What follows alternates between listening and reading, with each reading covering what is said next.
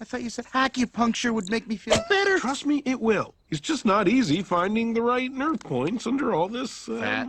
Yeah, put on a little bit of weight. But the good news is we now have our last command to add to this list. It seems like a long list, but these are all the commands we're going to use for the whole semester, so hang in there. This one will let us plot residuals coming out of that fit by our own commands so that we can decide what we're plotting it against. In many cases that we'll see with more complex stuff later on, it's going to be the x variable that we want to see. Let's take a look at the data set called homework, where we look at the score on the final based off the homework score that they got, and we're hoping that as you do more on the homework, then the final score is better. I don't want to use either final or homework as my data set name because that would make it confusing to have a data set with the same name as a variable in it.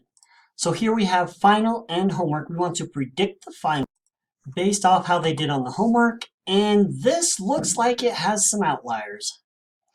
I see a really large negative final score, which isn't possible, and a homework score well over 100, which also isn't possible.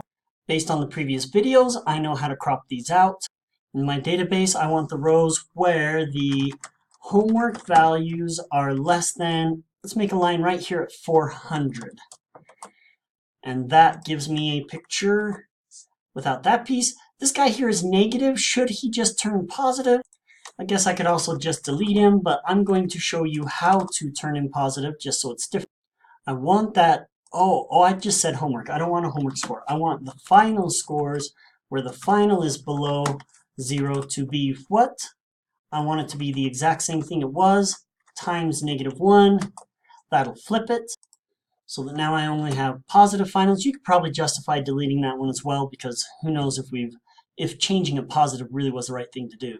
And now I can make a fit to try to predict the final grade, and if I plot that fit, that will show me the residual.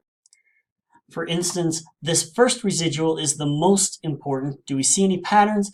There actually is kind of a pattern right here because the scores were capped at 0, and so anything that hits 0 stays there. That's why we see a line here. I'm going to run through these real quick. I want to show you how you can make these plots yourself by going plot fit $residuals. Those are the residual values that it's plotting, and I can put them against, well, several different things. And what I'm going to emphasize is the x value, because we'll be using this trick later on with more complex things. Homework, I gotta say, data scores, $homework.